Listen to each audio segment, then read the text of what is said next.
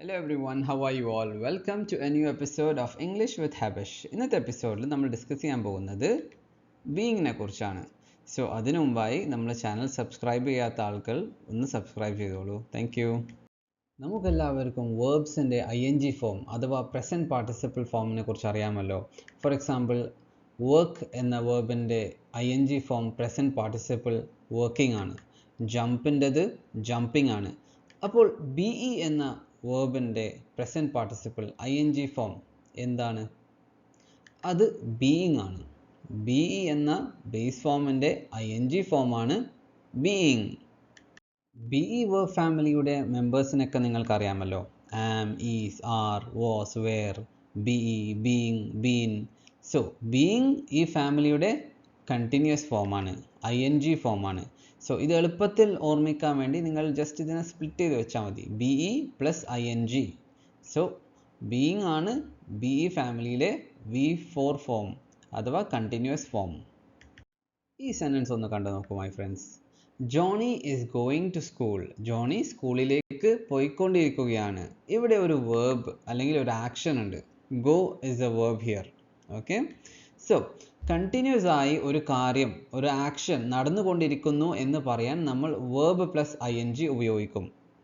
എന്നാൽ താൽക്കാലികമായിട്ട് അല്ലെങ്കിൽ ടെമ്പററി ആയിട്ട് പ്രസൻറ്റിൽ നടന്നുകൊണ്ടിരിക്കുന്ന ഒരു ബിഹേവിയറിനെ കുറിച്ച്, ഒരു emotional state, for example happy, sad, angry, calm, ഇവയൊക്കെ കുറിച്ച് പറയാൻ നമ്മൾ എങ്ങനെയാണ് സെൻറ്റൻസ് ഫ്രെയിം ചെയ്യുക? ഇവിടെ ഒരു സെൻറ്റൻസ് നോക്കൂ. അവൾ സാധാരണയായി വളരെ സന്തോഷവതിയാണ്, പക്ഷേ ഇന്ന് അവൾ അല്പം സങ്കടത്തിലാണ്. ഈ സെൻറ്റൻസ് എങ്ങനെ ക്രിയേറ്റ് ചെയ്യാം?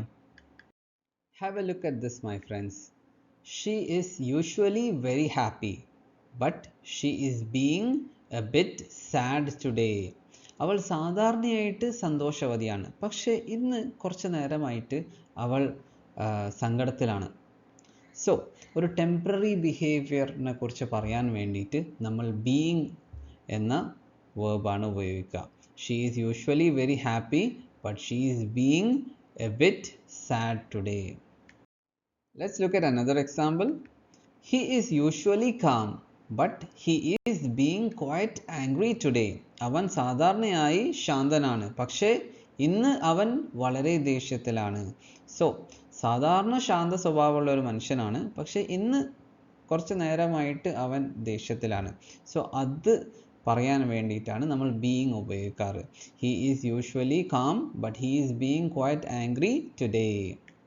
ഇതിൻ്റെ ഫോർമാറ്റ് ഒന്ന് സ്ക്രീൻഷോട്ട് എടുത്ത് വെച്ചോളൂ. Subject plus auxiliaries plus being plus adjective. Let's look at another example. Okay, I am being very patient with my little brother today. I am being very patient with my little brother today. ഞാൻ ഇന്ന് എൻ്റെ സഹോദരനോട് വളരെ ക്ഷമയോടെയാണ് പെരുമാറുന്നത്. സാധാരണ അത്ര ക്ഷമ കാണിക്കാറില്ല, പക്ഷെ ഇന്ന് ഞാൻ ക്ഷമ കാണിക്കുന്നുണ്ട്. ഇതൊരു ടെമ്പററി ബിഹേവിയർ ആണ്. സോ അതുകൊണ്ട് ബീയിങ് നമ്മളിവിടെ ഉപയോഗിച്ചു. നമ്മൾ ബീയിങ് ബിക്കോസ്, സിൻസ്, ആസ് എന്നിവയ്ക്ക് പകരമായിട്ട് ഉപയോഗിക്കാറുണ്ട്. Let's look at a few examples. Look at this sentence. She helps others because she is kind. അവൾക്ക് ദയയുള്ളതിനാൽ മറ്റുള്ളവരെ സഹായിക്കുന്നു. നമ്മൾക്കിവിടെ ബിക്കോസ് മാറ്റിയിട്ട് ബീയിങ് ഉപയോഗിക്കാം. Being kind, she helps others. Being kind, she helps others. ഈ sentence നോക്കൂ. She donates to charity as she is very generous. അവൾ വളരെ ഉദാരമതിയായതിനാൽ അവൾ ചാരിറ്റിക്ക് സംഭാവന ചെയ്യുന്നു.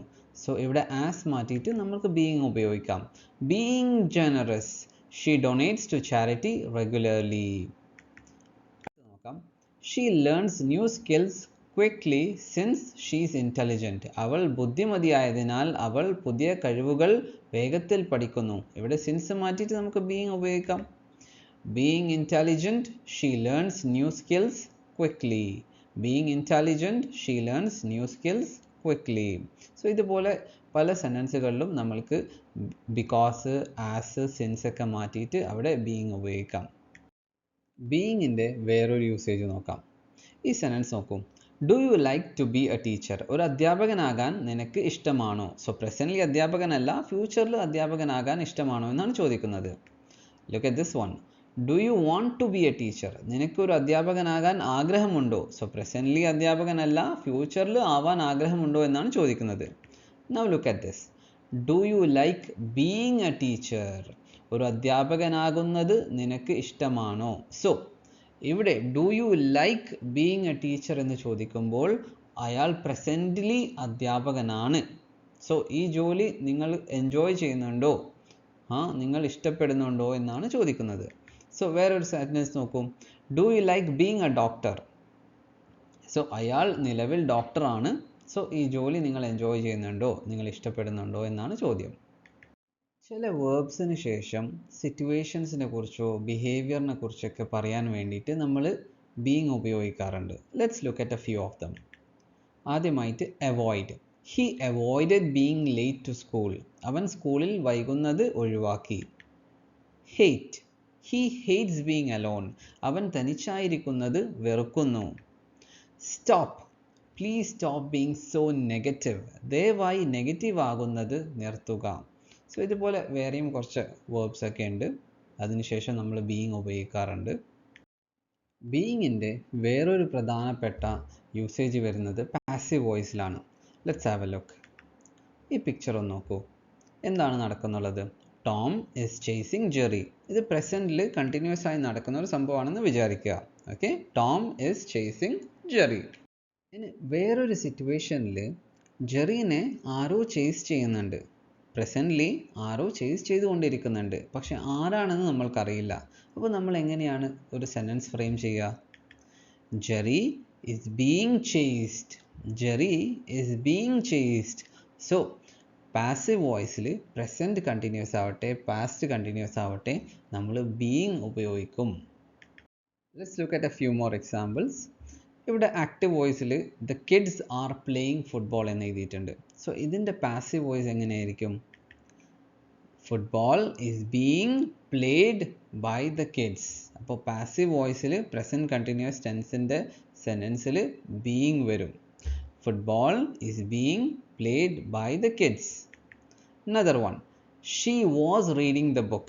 ഇത് ആക്റ്റീവ് വോയിസ് ആണ്, പാസ്റ്റ് കണ്ടിന്യൂസ് ആണ്. ഇതിൻ്റെ പാസീവ് വോയിസ് എങ്ങനെയായിരിക്കും? The book was being read by her. So past കണ്ടിന്യൂസിൻ്റെയും പാസീവ് വോയിസിൽ ബീയിങ് വരുന്നുണ്ട്.